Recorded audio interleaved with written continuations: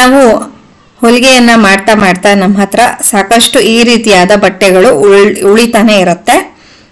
ಹಾಗಾಗಿ ಈ ಬಟ್ಟೆಗಳನ್ನೆಲ್ಲ ವೇಸ್ಟ್ ಮಾಡೋದು ಬೇಡ, ಇದರಿಂದ ಒಂದು ಯೂಸ್ ಮಾಡಬಹುದಾದಂಥ ಒಂದು ವಸ್ತುವನ್ನ ಮಾಡೋಣ ಅಂತ ನಾನಿವತ್ತು ನನ್ನ ಹತ್ರ ಉಳಿದಿರುವಂಥ ಸ್ವಲ್ಪ ಚೆನ್ನಾಗಿ ನೋಡಕ್ಕೆ ಇರುವಂಥ ಬಟ್ಟೆಗಳನ್ನ ಇಲ್ಲಿ ಆಯ್ಕೆ ಮಾಡ್ಕೊಳ್ತಾ ಇದ್ದೀನಿ. ಸೊ ಈ ರೀತಿಯಾಗಿ ರ್ಯಾಂಡಮ್ ಆಗಿ ಅಗಲ ಅಳತೆಯಲ್ಲಿ ಇದೆ ಇವೆಲ್ಲ. ಕೆಲವೊಂದು ನನಗೆ ಬೇಕು ಅನ್ಸಿದ್ದನ್ನ ಸ್ವಲ್ಪ ಬೇರೆ ಸೈಜ್ ಅಲ್ಲಿ ಇರುವಂತಹ ಬಟ್ಟೆಗಳನ್ನ ಈ ರೀತಿಯಾಗಿ ಉದ್ದುದ್ದಕ್ಕೆ ಕೆಲವೊಂದನ್ನ ಕಟ್ ಕೂಡ ಮಾಡ್ಕೊಂಡೆ. ಯಾಕಂದ್ರೆ ಹೊಲಿಗೆಯಿಂದ ಮಾಡಿದಾಗ ಒಂದೇ ಸೈಜಿನ ಬಟ್ಟೆಗಳಿರೋದಿಲ್ಲ, ಬೇರೆ ಬೇರೆ ಸೈಜಸ್ ಇರುತ್ತಲ್ವಾ. ಹಾಗಾಗಿ ಇಲ್ಲಿ ಒಂದಿಷ್ಟು ಬಟ್ಟೆಗಳನ್ನ ಕಟ್ ಮಾಡಿ ಕೂಡ ತಗೊಂಡಿದ್ದೀನಿ.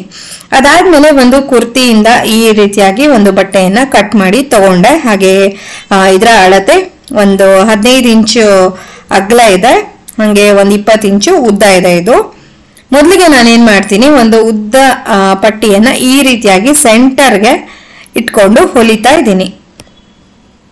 ಸೊ ಪಟ್ಟಿ ಸೈಜು ಕೂಡ ಅಷ್ಟೇನೆ 2 ಇಂಚು 3 ಇಂಚು ಈ ತರ ಯಾವುದೇ ಅಳತೆಯನ್ನ ನಾನು ತಗೊಂಡಿಲ್ಲ. ರ್ಯಾಂಡಮ್ ಆಗಿ ನನ್ನ ಹತ್ರ ಯಾವ ತರ ಬಟ್ಟೆಗಳಿತ್ತೋ ಅದನ್ನ ನೀಟಾಗಿ ಕಟ್ ಆನ್ ಮಾಡ್ಕೊಂಡು ನಂತರ ಅದನ್ನ ಯೂಸ್ ಮಾಡ್ತಾ ಇರೋದಷ್ಟೇನೆ. ಸೊ ಈಗ ಇಲ್ಲಿ ಬೇಸ್ ಬಟ್ಟೆ ಮೇಲೆ ಈ ರೀತಿಯಾಗಿ ಒಂದು ಪಟ್ಟಿ ಮೇಲೆ ಇನ್ನೊಂದು ಪಟ್ಟಿ ಬರೋ ರೀತಿಯಾಗಿ ಹೊಲಿತಾ ಹೋಗ್ಬೇಕು ನಾವು. ತುಂಬಾ ಈಸಿ ಆಗಿರುವಂತ ಪ್ರಾಜೆಕ್ಟ್ ಇದು, ಹಾಗೆ ಬೇಗನೆ ಆಗತ್ತೆ ಸಹ.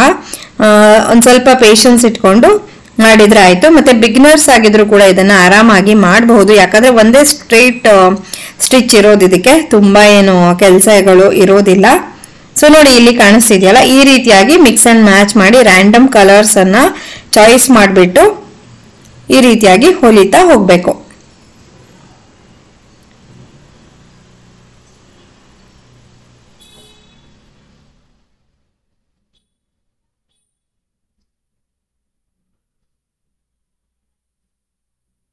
ಇರುವಂತ ಬಟ್ಟೆಗಳನ್ನೇ ಯೂಸ್ ಮಾಡಿಬಿಟ್ಟು ಅದರಲ್ಲೇ ನಾವು ಕಲರ್ ಕಾಂಬಿನೇಷನ್ಸ್ ಅನ್ನೆಲ್ಲ ಮಾಡ್ತಾ ಈ ರೀತಿಯಾಗಿ ಅಟ್ರಾಕ್ಟಿವ್ ಆಗಿ ಕಾಣಿಸುವಂತ ಒಂದು ಪ್ರಾಡಕ್ಟ್ ನ ರೆಡಿ ಮಾಡಬಹುದು.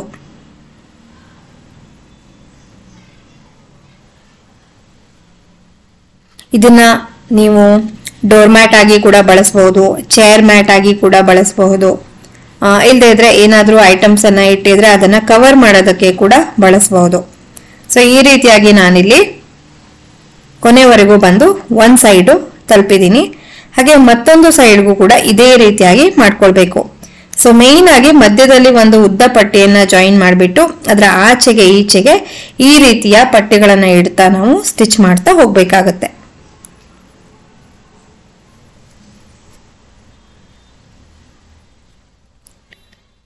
ಸೊ ಹೀಗೆ ಮಾಡ್ತಾ ನಾನು ಪಟ್ಟಿಗಳನ್ನ ಜಾಯಿನ್ ಮಾಡ್ತಾ ಮಾಡ್ತಾ ಮಾಡ್ತಾ ಲಾಸ್ಟ್ ಹಂತದವರೆಗೆ ಬಂದಿದ್ದೀನಿ.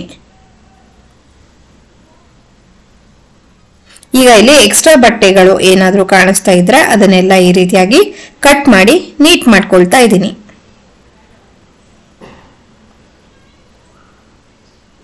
ಇವಾಗ ನೀಟ್ ಮಾಡ್ಕೊಂಡಿದ್ದಾಯ್ತು, ಈ ರೀತಿಯಾಗಿ ಕಾಣಿಸ್ತಾ ಇದೆ ನೋಡಿ. ಈಗ ಏನ್ ಮಾಡ್ಬೇಕಂದ್ರೆ ಇದು ಹಿಂದ್ಗಡೆಗೆ ಈ ರೀತಿಯಾಗಿ ಸ್ಟಿಚಸ್ ಕಾಣಿಸುತ್ತೆ. ಇದು ಹೀಗೆ ಬಿಡೋದು ಬೇಡ ಅಂತೇಳಿ ನಾನು ಬೇಸ್ಗೆ ಒಂದು ದಪ್ಪ ಬಟ್ಟೆಯನ್ನ ತಗೊಂಡಿದ್ದೀನಿ. ಇದು ಅಷ್ಟೊಂದು ಜಾರೋದಿಲ್ಲ, ಸ್ವಲ್ಪ ಆಂಟಿ ಸ್ಕಿಡ್ ತರನೇ ಇದೆ ಇದು. ಹಾಗಾಗಿ ಅದನ್ನ ಬಳಸ್ಬಿಟ್ಟು ಇದೇ ಅಳತೆಗೆ ಕಟ್ ಮಾಡಿಕೊಂಡು 4 ಸೈಡು ಅದನ್ನ ಹೊಲ್ಕೊಳ್ತೀನಿ. ಸೊ ನಾನಿವಾಗ ಹೊಲ್ದಿರೋ ಬಟ್ಟೆಯನ್ನ ಅದ್ರ ಮೇಲೆ ಇಟ್ಕೊಂಡು 4 ಕಡೆಗೂ ಸ್ಟಿಚ್ ಮಾಡಿ ಫಿನಿಶ್ ಮಾಡ್ಕೊಳ್ತೀನಿ. ಈಗ 4 ಕಡೆಗೂ ಸ್ಟಿಚ್ ಮಾಡಿದಾಯ್ತು, ಈ ರೀತಿಯಾಗಿ ಕಾಣಿಸ್ತಾ ಇದೆ ನೋಡಿ. ಅದಲ್ಲದೆ ನಾನಿಲ್ಲಿ ಪೈಪಿಂಗ್ ಮಾಡೋದಕ್ಕೆ ಈ ರೀತಿಯ ಒಂದು ಬಟ್ಟೆಯನ್ನ ರೆಡಿ ಮಾಡಿ ಇಟ್ಕೊಂಡಿದ್ದೀನಿ. ಹಿಂದೊಂದು ವಿಡಿಯೋದಲ್ಲಿ ತೋರಿಸಿದ್ದೆ ನಾನು. ಉಳಿದಿರುವಂತ ಬಟ್ಟೆಗಳನ್ನ ಈ ರೀತಿಯಾಗಿ ಕಟ್ ಮಾಡಿ ಜಾಯಿಂಟ್ ಮಾಡಿ ಮಾಡಿ ಮಾಡಿ ಒಂದು ರೋಲ್ ತರ ಮಾಡಿಟ್ಕೊಳ್ತೀನಿ. ಈ ರೀತಿಯಾದ ಡೋರ್ ಮ್ಯಾಟ್ ಗಳನ್ನೆಲ್ಲ ಮಾಡ್ಬೇಕಾದ್ರೆ ನಮ್ಗೆ ಅದನ್ನ ಪೈಪಿಂಗಿಗೆ ಯೂಸ್ ಮಾಡೋಕೆ ತುಂಬಾನೇ ಚೆನ್ನಾಗಾಗತ್ತೆ. ಸೊ ನೋಡಿ, ಇದು ಫೈನಲ್ ಪ್ರಾಡಕ್ಟ್ ಹೀಗೆ ಕಾಣಿಸ್ತಾ ಇದೆ. ತುಂಬಾ ನೀಟ್ ಫಿನಿಶಿಂಗ್ ಬರುತ್ತೆ, ಮತ್ತೆ ತುಂಬಾ ಚೆನ್ನಾಗೂ ಕಾಣಿಸುತ್ತೆ. ಉಳಿದಿರುವಂತ ಬಟ್ಟೆಯಿಂದ ಮಾಡಿರೋದು ಅಂತ ಯಾರು ಗೆಸ್ ಮಾಡೋಕ್ಕೂ ಕೂಡ ಸಾಧ್ಯ ಇಲ್ಲ. ಸೊ ಪುಟಾಣಿ ಪೀಸ್ಗಳು ಇರುತ್ತಲ್ಲ ಬಟ್ಟೆಗಳು, ಅದನ್ನ ನಾನಿಲ್ಲಿ ಕಟ್ ಮಾಡಿ ಇಟ್ಕೊಂಡಿದೀನಿ. ಅದರಿಂದ ಒಂದು ಸುಂದರವಾದ ವಸ್ತುವನ್ನ ಹೇಗೆ ರೆಡಿ ಮಾಡೋದು ಅನ್ನೋದನ್ನ ನೋಡ್ತಾ ಹೋಗೋಣ. ನಾನಿಲ್ಲಿ ಕಾಟನ್ ಬಟ್ಟೆಗಳನ್ನ ತಗೊಂಡಿದ್ದೀನಿ, ಓಲ್ಡ್ ನೈಟೀಸ್ ಮತ್ತೆ ಕುರ್ತಿಯಿಂದ ಕಟ್ ಮಾಡಿರುವಂತದ್ದು. ಸೊ ಇದರ ಅಳತೆ 3.5 x 3.5 ಇದೇ ಅಳತೆಯಲ್ಲಿ ಕಟ್ ಮಾಡಿ ಇಟ್ಕೊಂಡಿದೀನಿ. ಹಾಗೆ ಒಂದು ರೆಕ್ಟಾಂಗಲ್ ಪೀಸ್ ಅನ್ನ ತಗೊಂಡಿದ್ದೀನಿ, ಇದರ ಅಳತೆ ಆಮೇಲೆ ಒಂದು ಅಂದಾಜಲ್ಲಿ ತಗೊಂಡಿದ್ದೀನಿ. ನಂತರ ನಾನಿಲ್ಲಿ ಒಂದು ಹಳೆಯ ಫಾರ್ಮಲ್ ಪ್ಯಾಂಟಿನ ಒಂದು ಪೀಸ್ ಅನ್ನ ಕಟ್ ಮಾಡಿದೀನಿ. ಹಾಗೆ ಒಂದು ಓಲ್ಡ್ ಟವಲ್ ಅನ್ನ ತಗೊಂಡಿದ್ದೀನಿ ಬೇಸ್ಗೋಸ್ಕರ. ಈಗ ಏನ್ ಮಾಡ್ಬೇಕು, ಈ ಪ್ಯಾಂಟ್ ಬಟ್ಟೆ ಏನಿದೆ ಇದರ ಅಳತೆ ಹೇಳ್ಬಿಡ್ತೀನಿ ಒಂದ್ಸಲ. ಸೊ ಇದರ ಉದ್ದ ಬಂದ್ಬಿಟ್ಟು 14.5 ಇಂಚ್ ಇದೆ. ಹಾಗೆ ಅಗಲ 21 ಇಂಚ್ ಇದೆ. ಸೊ ಇದರ ಸೈಜ್ ಆಲ್ಟ್ರೇಷನ್ ನಿಮ್ಗೆ ಹೇಗ್ ಬೇಕೋ ಹಾಗೆ ತಗೊಳ್ಬಹುದು. ಇವಾಗ ಏನ್ ಮಾಡ್ಬೇಕು, ಮೊದಲಿಗೆ ನಾನಿಲ್ಲಿ ಬೇಸ್ ಅನ್ನ ರೆಡಿ ಮಾಡ್ಕೊಳ್ತೀನಿ. ಅದಕ್ಕೋಸ್ಕರ ನಾನಿಲ್ಲಿ ಈ ಫಾರ್ಮಲ್ ಪ್ಯಾಂಟಿನ ಸ್ಟಿಚ್ ಹೊರಗೆ ಕಾಣೋ ತರ ಇಟ್ಕೊಂಡು ನಾವು 3 ಕಡೆಗೂ ಇದನ್ನ ಸ್ಟಿಚ್ ಮಾಡ್ಕೊಳ್ಬೇಕು. ಸ್ವಲ್ಪ ಜಾಗ ಓಪನ್ ಇಟ್ಟು ಅದರಿಂದ ನಾವು ಇದನ್ನ ಉಲ್ಟಾ ಮಾಡ್ಕೊಳ್ಬೇಕು. ಇವಾಗ ನಾನು 4 ಕಡೆಗೂ ಸ್ಟಿಚ್ ಹಾಕೊಂಡಿದೀನಿ. ಇಲ್ಲಿ ಸ್ವಲ್ಪ ಜಾಗವನ್ನ ಓಪನ್ ಇಟ್ಕೊಂಡಿದೀನಿ. ಸೊ ಇದರಿಂದ ನಾನು ಇದನ್ನ ಉಲ್ಟಾ ಮಾಡ್ಕೊಳ್ತೀನಿ. ಸೊ ಈಗ ಉಲ್ಟಾ ಮಾಡ್ಕೊಂಡಿದ್ದಾಯ್ತು. ಆ ಓಪನ್ ಜಾಗ ಏನಿತ್ತು ಅದನ್ನ ಹೀಗೆ ಒಳಗಡೆ ಫೋಲ್ಡ್ ಮಾಡ್ತಾ ಒಂದು ಸ್ಟಿಚ್ ಅನ್ನ ಹಾಕಿ ಕ್ಲೋಸ್ ಮಾಡ್ಕೊಳ್ಬೇಕು. ಈಗ ಮೇಲ್ಗಡೆಯಿಂದ ಒಂದು ಪ್ರೆಸ್ ಸ್ಟಿಚ್ ಅನ್ನ ಹಾಕೊಳ್ತೀನಿ. ಈಗ ನಾನು ಪ್ರೆಸ್ ಸ್ಟಿಚ್ ಹಾಕೊಂಡಿದ್ದಾಯ್ತು. ಇದು ನಮ್ಮ ಮ್ಯಾಟ್ಗೆ ಒಂದು ಬೇಸ್ ಆಗಿ ರೆಡಿ ಆಯ್ತು. ಈಗ ನಾವು ವರ್ಕ್ ಅನ್ನ ಸ್ಟಾರ್ಟ್ ಮಾಡೋಣ.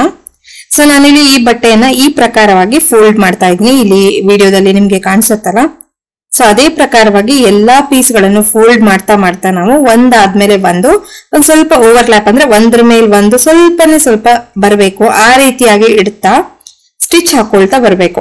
ಅದು ಹೇಗೆ ಅನ್ನೋದು ನಿಮ್ಗೆ ವಿಡಿಯೋದಲ್ಲಿ ಮುಂದೆ ಕಾಣಿಸ್ತಾ ಹೋಗುತ್ತೆ ನೋಡಿ. ಹಾಗೆ ನಿಮ್ಗೆ ನನ್ನ ವಿಡಿಯೋಸ್ ಇಷ್ಟ ಆಗ್ತಿದ್ರೆ ಖಂಡಿತ ದಯವಿಟ್ಟು ಸಬ್ಸ್ಕ್ರೈಬ್ ಮಾಡ್ಕೊಳ್ಳಿ. ಸಬ್ಸ್ಕ್ರೈಬ್ ಮಾಡ್ಕೊಳ್ಳೋದ್ರಿಂದ ನನಗೆ ಒಳ್ಳೆ ಮೋಟಿವೇಶನ್ ಸಿಗತ್ತೆ. ಹಾಗೆ ಇಷ್ಟ ಆಗ್ತಿದೆ ಅಂತಂದ್ರೆ ಲೈಕ್ ಮಾಡಿ. ಹಾಗೆ ನಿಮ್ಮ ಅಭಿಪ್ರಾಯಗಳನ್ನ ಕಮೆಂಟ್ ಮೂಲಕನೂ ನೀವು ನನಗೆ ತಿಳಿಸ್ಬೋದು. ಇನ್ನಷ್ಟು ಉತ್ತಮ ವಿಡಿಯೋಸ್ ಗಳನ್ನ ಮಾಡೋದಕ್ಕೆ ನನಗೆ ಮೋಟಿವೇಶನ್ ಬರುತ್ತೆ, ಅದಕ್ಕೋಸ್ಕರ ಮಾತ್ರ. ಹಾಗೆ ನಿಮ್ಗೆ ಇದೆಲ್ಲ ಖಂಡಿತವಾಗಿ ಫ್ರೀ ಆಗಿರುವಂತದ್ದು, ಇದರಿಂದ ನಿಮ್ಗೆ ಯಾವುದೇ ಕಾಸ್ಟ್ ಅಥವಾ ಚಾರ್ಜ್ ಇರೋದಿಲ್ಲ. ನೋಡಿ ಈ ತರ ಒಂದಾದ್ಮೇಲೆ ಒಂದು ಈ ತರ ಇಡ್ತಾ ಸ್ಟಿಚ್ ಮಾಡ್ತಾ ಹೋಗ್ಬೇಕು.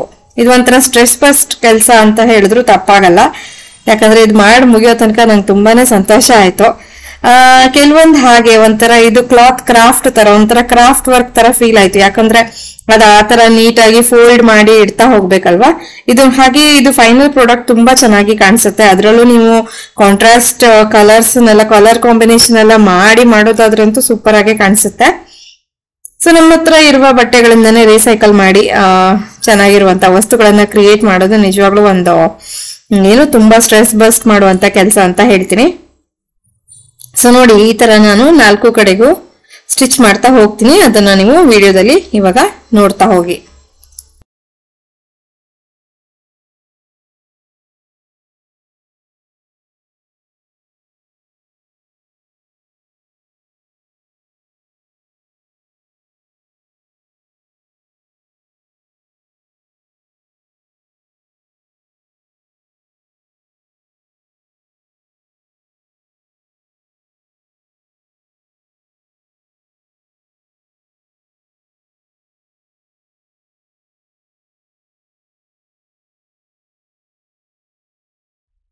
ಈಗ 1 ಲೇಯರ್ ಅನ್ನ ಹಾಕೊಂಡಿದ್ದಾಯ್ತು. ಇವಾಗ ಸೆಕೆಂಡ್ ಲೇಯರ್ ಹೇಗ್ ಬರ್ಬೇಕು ಅಂದ್ರೆ 2 ಫೋಲ್ಡಿನ ಮಧ್ಯದಲ್ಲಿ ಬರೋ ಹಾಗೆ ಇಡ್ತಾ ನಾವು ಸ್ಟಿಚ್ ಮಾಡ್ಬೇಕು.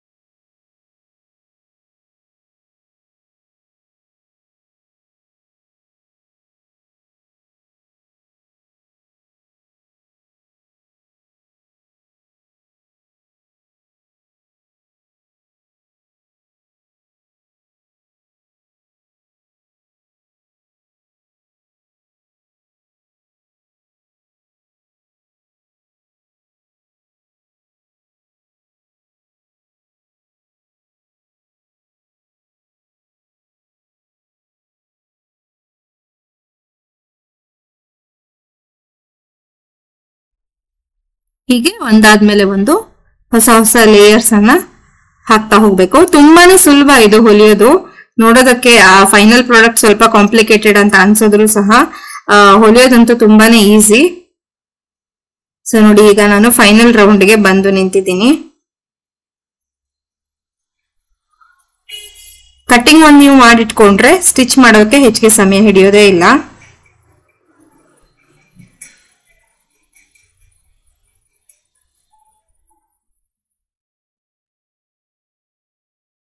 ಸೊ ಇವಾಗ ಈ ರೌಂಡ್ ಕೂಡ ಕಂಪ್ಲೀಟ್ ಆಯ್ತು. ನೋಡಿ, ಈ ತರ ಕಾಣಿಸ್ತಾ ಇದೆ.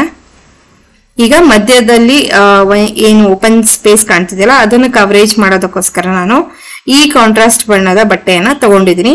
ಇದನ್ನು ಅಷ್ಟೇ ಈ ತರ ಮಧ್ಯದಲ್ಲಿ ಇಟ್ಬಿಟ್ಟು 4 ಕಡೆಗೂ ಕಾಲ್ ಇಂಚನ್ನ ಮಡಿಸ್ತಾ ಮೇಲಿಂದ ಸ್ಟಿಚ್ ಅನ್ನ ಹಾಕೊಳ್ಬೇಕಾಗತ್ತೆ. ನೋಡಿ, ಈ ಪ್ರಕಾರವಾಗಿ ಫಸ್ಟ್ಗೆ ಹಾಕೊಂಡೆ. ನಂತರ ಅದನ್ನ ಫೋಲ್ಡ್ ಮಾಡಿಬಿಟ್ಟು ಕಾಲ್ ಇಂಚ್ ಮಡಿಸ್ತಾ ಸ್ಟಿಚ್ ಮಾಡ್ಬೇಕು.